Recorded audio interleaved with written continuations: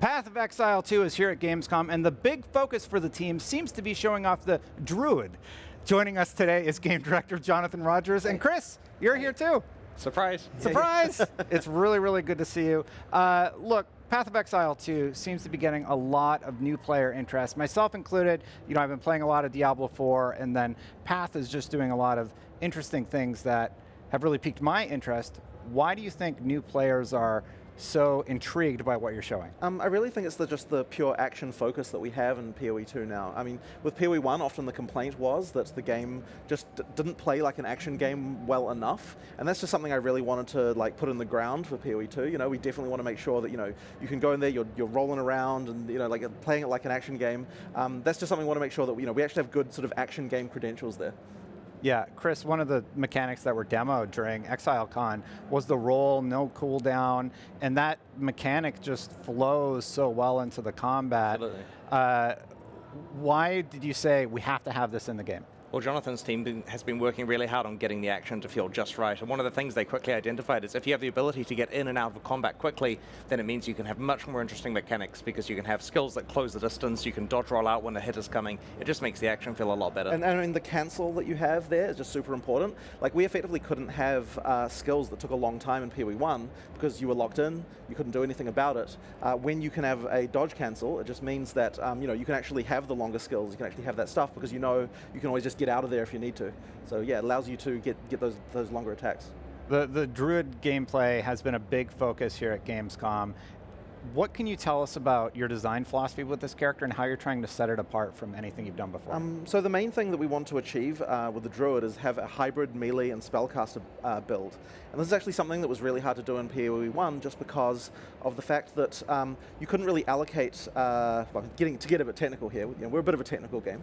Yeah. You couldn't allocate, if you put all your points in spellcasting, then you'd be more powerful as a spellcaster. You put all your points in melee stuff, you'd be a more powerful melee character. And becoming a hybrid was always just worse for you with regard to balance.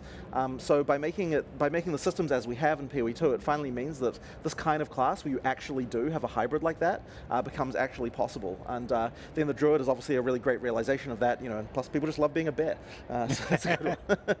It is pretty cool. You also showed off the Warrior and Huntress. Mm-hmm. Why don't you tell us a little bit more about those two classes? Yeah. So with the Warrior, we're going for just pure melee slams. Like hard hitting, this kind of stuff. But I think a really key one for that we discovered was the importance of being able to move as you do attacks. You really want that feeling of being a freight train when you're kind of doing things. Let's say you're moving forward all the time. We've got skills like rolling slam, where your character's just rolling forwards, doing slams as they go, this kind of thing. So that's kind of what that character is about exploring. And then something like the Huntress, this is really another kind of hybrid thing that we're trying to do there is explore the idea of a character that can be both melee and range and what it would mean to connect those two things together. So we've got things like the Whirling Slash, which is a melee skill, but it requires you to get out of it before it explodes, which means that you need to find some way out of combat, out of melee range.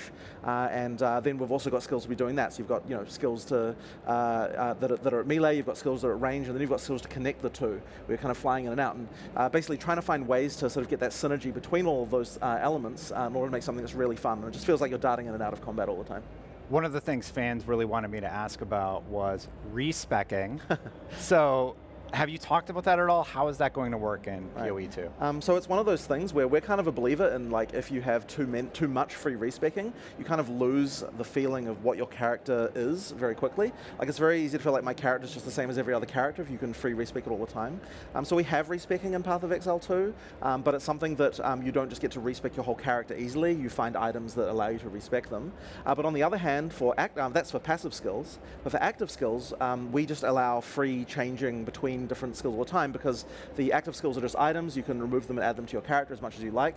And so we feel for the active skills, it's really important that you have the ability to experiment, play around with things. But for the passives, we actually think if you're saying that my character is a hybrid fire ice build, then you should continue down that path unless you're willing to pay the cost to kind of change that decision. So yeah, we do have different philosophies about those two areas. Yeah. Path 1, a lot of people have spent a lot of money in that game, right?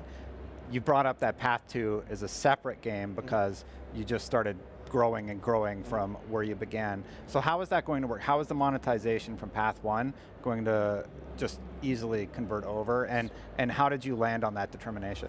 So essentially, accounts are shared between the two games, and that means any purchases you've made in either game are available in both. So for example, all the stash tabs, all the skins, and other cosmetic stuff that you've bought in Path of Exile 1 is immediately available to you in Path of Exile 2. And when you're playing Path of Exile 2, if you were to buy a supporter back and get some cool stuff, you can go back and play Path of Exile 1.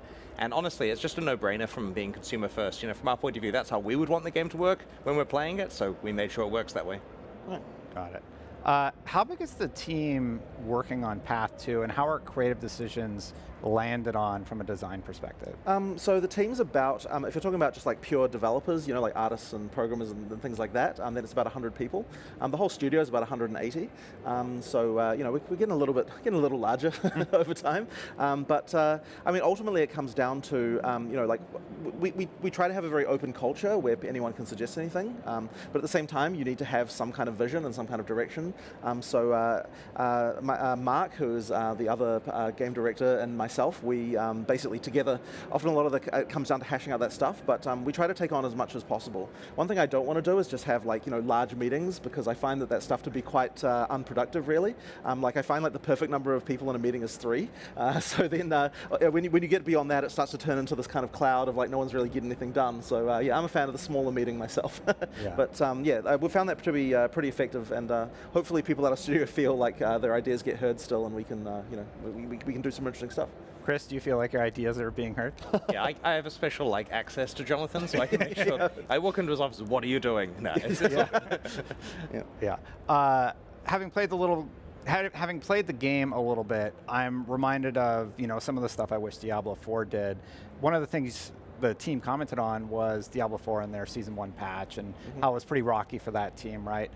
What have you learned during your years working on Path of Exile that you are taking into development of Path of Exile 2? We have extensive experience doing live operations of action RPGs now, more than a decade in outright release, plus a lot of beta period, dozens and dozens, I think like 46 or so expansions to Path of Exile. We've posted the bad patch notes with the angry response many, many times. We understand where to nerf things when you need to, when not to, when to keep things punchy for players, and it's just some experience where immediately, like the operations team running Path of Exile 2 is literally the same people doing Path of Exile 1, so we'll be able to carry that forward.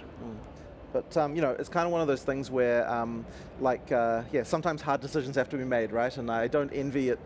I do not envy any company when you have to face the wrath of the community like that. It's no fun. But you know, sometimes you just have to. Sometimes you just have to do that kind of stuff. Yeah, we get really invested in our characters and really salty when they get nerfed. So, yeah. Yeah.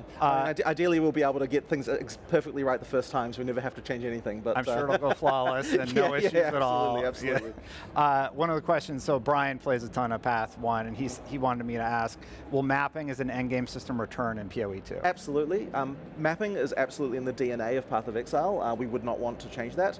But what we are changing is the framing around it. So we're not announcing what the endgame is yet, but effectively, you can certainly expect maps to be there. And there'll be, you know, the storyline and sort of how that all unfolds will be new for PoE 2, and we'll be announcing that probably early next year, I'd say.